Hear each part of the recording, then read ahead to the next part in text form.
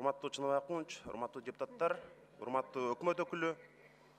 Менин бүгүнкү сөзүм биздин эң маанилүү эсептелген, керек болсо стратегиялык ресурсубуз болгон суубузга кол салганы жаткан чуулуу Legal Trading компаниясы жана өкмөттүн аларга ар кандай ызы чууга карабай жан тартып атканы тууралуу болмокчу.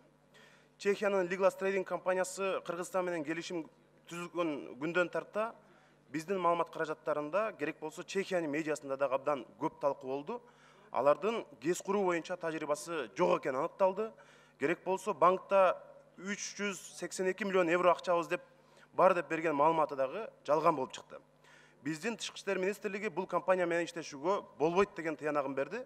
Ошого карабай кыргыз өкмөтү мына ушул шылымдар менен келишимди дагы эле токтотпой келатат. Русгидрого төлөй турган 37 миллион долларды булар али күнчө төлөй элек. Мына өздөрү дагы сайтында айтып атат, 10 июльдан баштап 30 банктык күндүн ичинде төлөш керек эле деп. 22 августта төлөш керек болчу. 18 сентябрга чейин дагы 16 миллион доллар төлөш керек болчу. Бирок азыр мына сентябрдын жарымы болуп калды.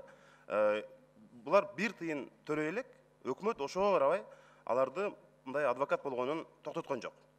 Эми биздин өкмөт 19 сентябрга чейин төлөйт деп убакытты жылдырып, мындай калпы чыккан бул компанияны мындай коргоп жатышат.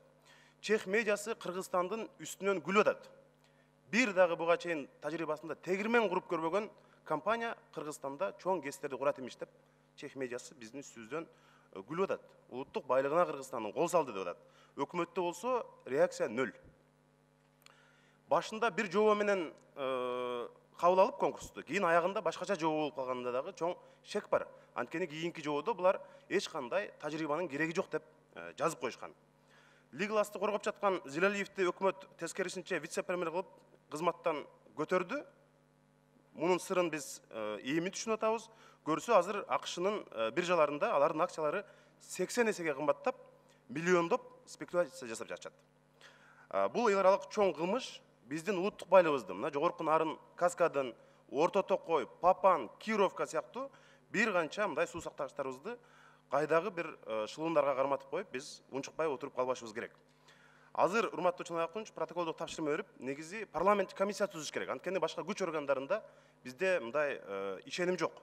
Мен өкмөттөн талап кылам, бул келишимди чукул арада токтотушу керек. Анткени бирок ошол эле өкмөт келишимди токтотуп койсок эле биз баарынан кутулабыз, жоопкерчиликтен кутулабыз деп ойлобош керек. Жоопкерчилигин алат. Ошо кимдер кандай кылган, кимдер ортомчулук кылды, кимдер келишимди түзүүгө салым кошту, ошонун бардыгына биз мындай жоопкерчилигин беришибиз керек.